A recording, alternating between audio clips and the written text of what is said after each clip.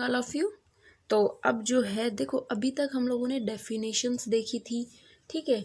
अपना जो समुद्र विज्ञान शुरू कर दिया था उसमें डेफिनेशन देखी, स्कोप देखे, ठीक है, उसके एप्लीकेशंस देखी थी, ये सारी चीज़ें हमने देख ली थी। अब हम ना इसका बेसिक से स्टार्ट करने जा रहे हैं, जो इसका मेन टॉपिक है वो, ठीक है। अब देखिए समुद्र विज्ञान, थोड़ा सा इसका इंट्रो देखेंगे शुरू में वापस। 450 करोड़ साल पहले, 450 करोड़ साल पहले क्या हुआ था, हम लोग डिस्कस कर चुके हैं कि इस प्रकार से कंडीशन बनी थी।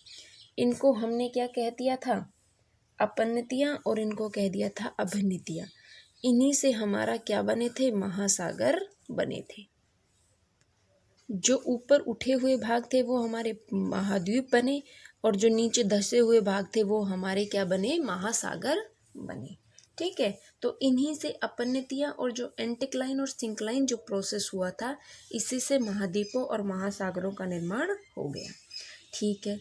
अभिन्नतियों के भागों में क्या हुआ, अब जब ये जो नीचे वाला भाग है इसमें बहुत सालों तक क्या होता रहा, जल भरता रहा, और जल पहुंचने से महासागरों का निर्माण इसमें होता चला गया, ठीक है। संपूर्ण पृथ्वी को अगर देखें, संपूर्ण पृथ्वी का क्षेत्रफल की अगर बात करें तो संपूर्ण पूरी पृथ्वी का क्षेत्रफल है 51 करोड़ वर्ग किलोमीटर। 51 करोड़ वर्ग किलोमीटर पूरी पृथ्वी का क्षेत्रफल है, ठीक है। और संपूर्ण पृथ्वी पर अगर स्थल भाग की बात करें, ये बातें हम कर चुके हैं पहले भी, लेकिन मैं आप लोगों के थोड़ा इजी हो जाए क्योंकि अभी आगे का जो पार्ट है वो इससे जुड़ा हुआ है, इसलिए सारी चीज़ें रिपीट कर रही हूँ। स्थल भाग कितना है, 29.2%, और जलीय भाग है हमारा कितना, 70.8%। ये चीज़ें हमने डिस्कस कर ली थी। अब जितना भी जलीय क्षेत्र है, ये जो जलीय क्षेत्र है, इसका पूरा अगर 100% माने इसको, तो 97% तो हमारा किस में निहित है, महासागरों में निहित है, महासागरों में है। अर्थात संपूर्ण पृथ्वी सतह पर महासागरीय सतह की अगर बात करें तो 68.7% क्या है, महासागरीय सतह फैली हुई है। इतनी चीज़ क्लियर हुई कि भाई इतने साल पहले जो है इसका अध्ययन किया गया था, अपनतियाँ और अभिन्नतियाँ बनी, जिससे हमारा समुद्रों का निर्माण हुआ, महासागरों का निर्माण हुआ। संपूर्ण पृथ्वी का क्षेत्रफल 51 करोड़ वर्ग किलोमीटर है, जिसमें से स्थल भाग जो है वो 29.2 और जलीय भाग है 70.8%, ठीक है। जो ये 70.8% है, अगर इसको पूरा 100% माने तो इसका 97% हमारे महासागरों के रूप में हमें मिलता है। जो जल है वो महासागरों में मिलता है 97% तक, ठीक है। अब देखिए संपूर्ण अगर महासागरीय जल की बात करें, संपूर्ण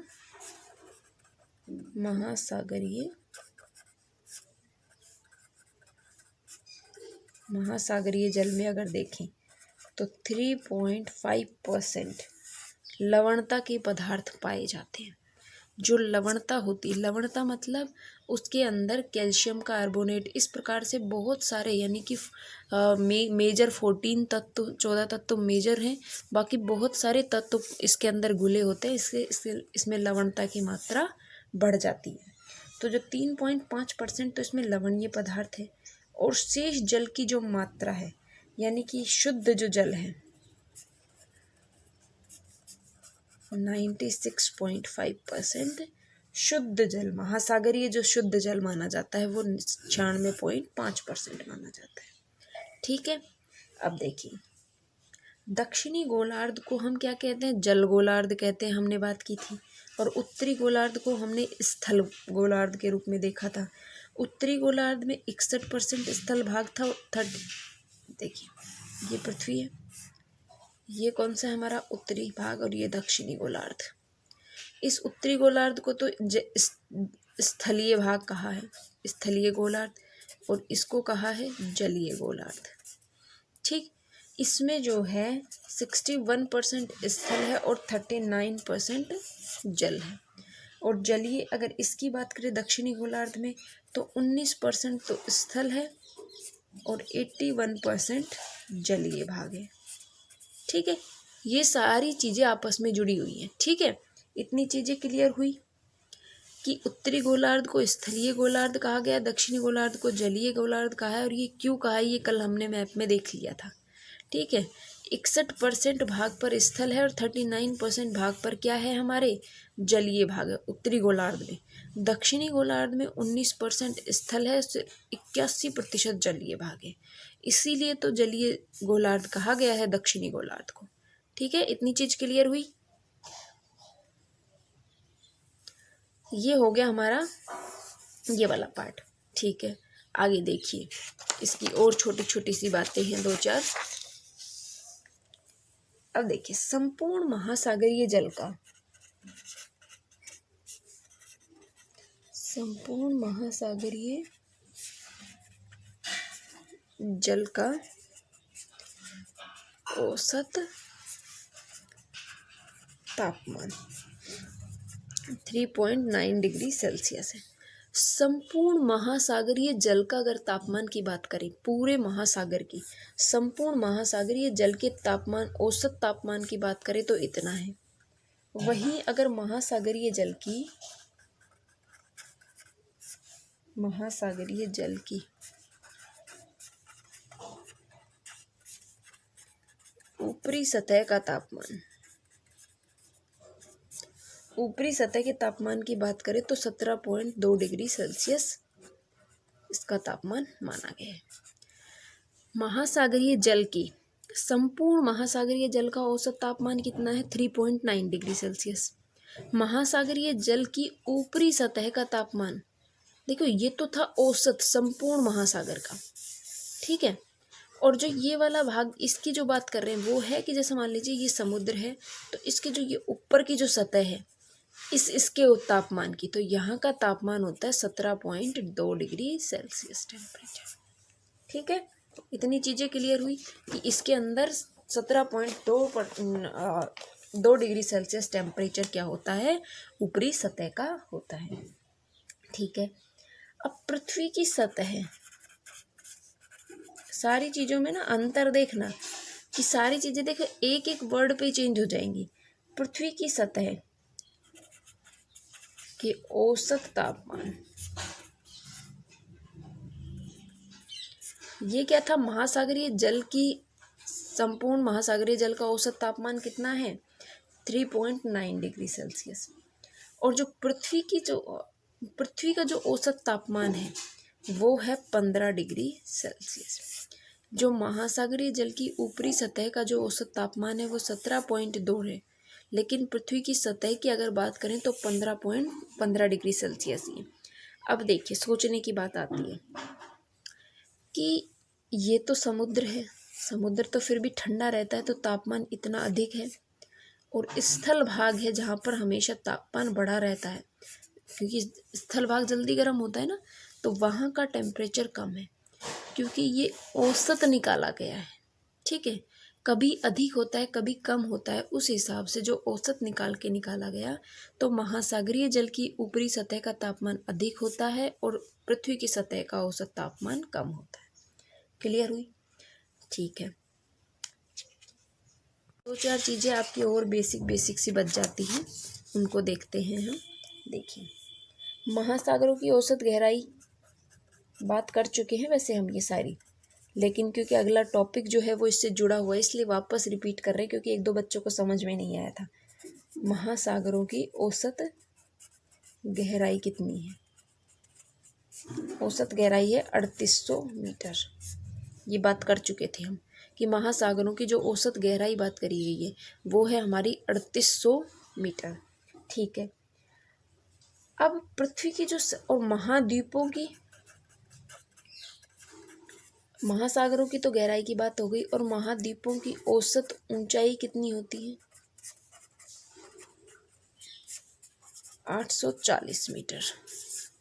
देखो, ये औसत निकाल रखा है। महासागरों की औसत गहराई तो है 3800 और महाद्वीपों की औसत ऊंचाई है 840 मीटर।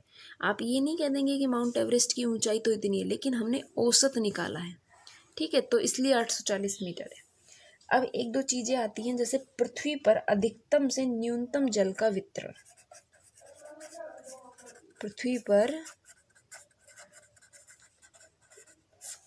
अधिकतम से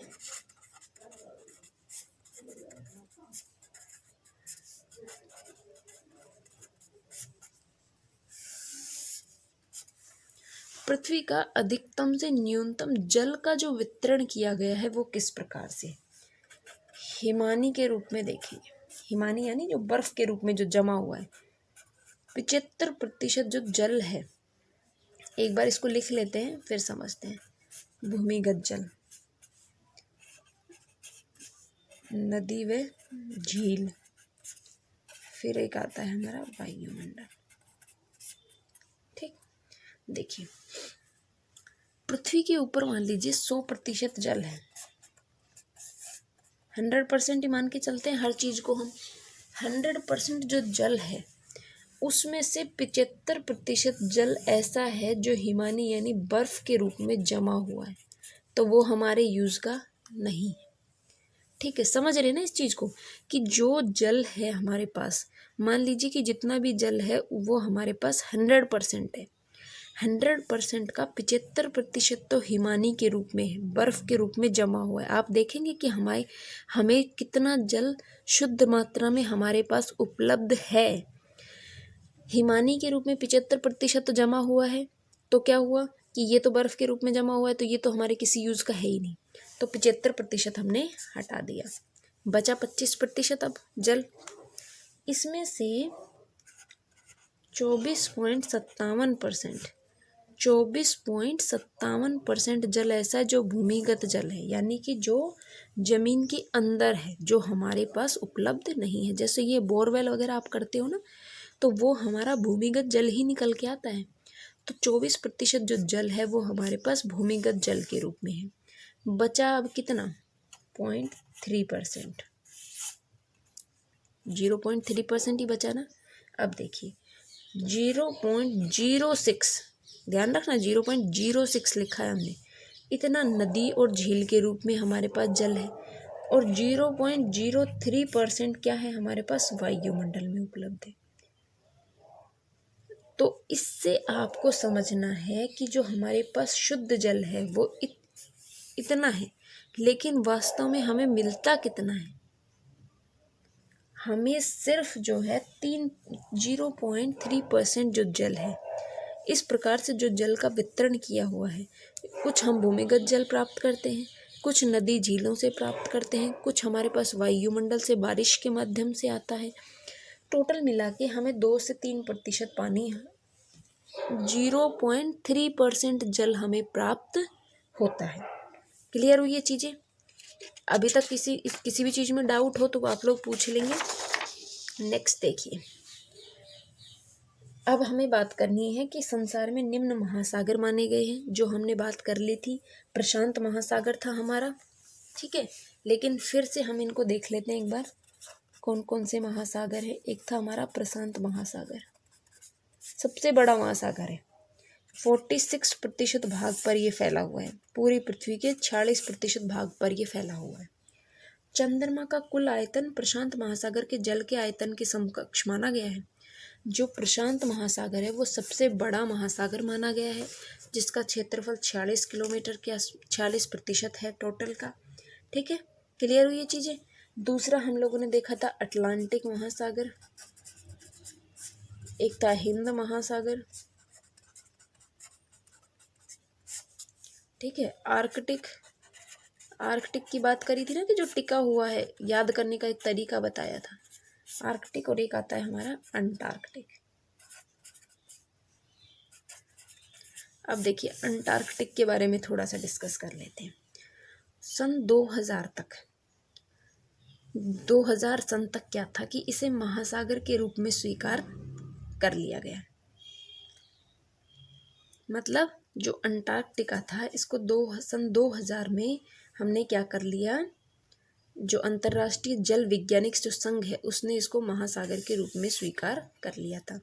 पर क्योंकि अंटार्कटिका पूरा जो है वो बर्फ़ से जमा हुआ है, तो इसको एक्सेप्ट करना थोड़ा मुश्किल काम था, स्वीकृत कर लिया।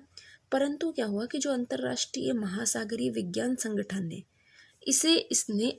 इसने इसको अंतिम स्वीकृति नहीं दी।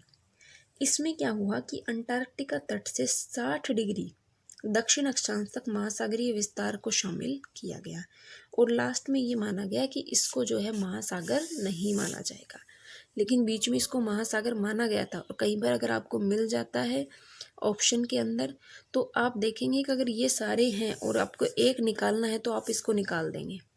ठीक है, ठीक है, ये सारी चीज़ें क्या थी हमारी महासागरों के बारे में।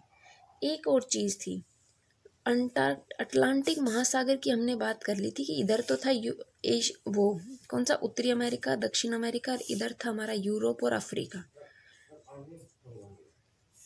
तो जो ये वाला जो भाग है ये हमारा कौन सा था, अटलांटिक महासागर था। इस अटलांटिक महासागर में यहाँ पर एक क्षेत्र है, कौन सा, सारगासो भी बोलते हैं, सारगोसा भी बोलते हैं, सारगोसा सागर, जो यहाँ उत्तरी अटलांटिक महासागर में है। 20 से 40 डिग्री उत्तरी अक्षांश तक ये फैला हुआ है। इसमें जो है जल क्या होता है, इसकी क्वालिटी क्या है सारगोसा सागर की, कि इसमें जो जल होता है वो स्थिर होता है, मतलब जल जो है वो स्थिर अवस्था में होता है, इसलिए यहाँ पर सबसे उच्च लवणता पाई जाती है। ठीक है, और यहाँ पर सारगोसा नाम की एक घास भी मिलती है, इसलिए इसका नाम सारगोसा सागर पड़ गया है। सारी चीज़ें हम बाद में भी डिस्कस करेंगे, लेकिन अभी आपको इतना याद रखना है कि सारगोसा सागर का सारगोसा नाम क्यों पड़ा था। ठीक है, तो बाकी ये सारी चीज़ें कंप्लीट हुई। कल से हम इसमें देखेंगे हमारा एक चीज़ और है, उच्चतामितीय वक्र, जो हमारे स्थल रूप है, जो हमारा उच्चावच है, उन सब के बारे में हम आगे डिस्कस करेंगे नेक्स्ट क्लास में। ठीक है, आज के लिए बस इतना ही। Thank you.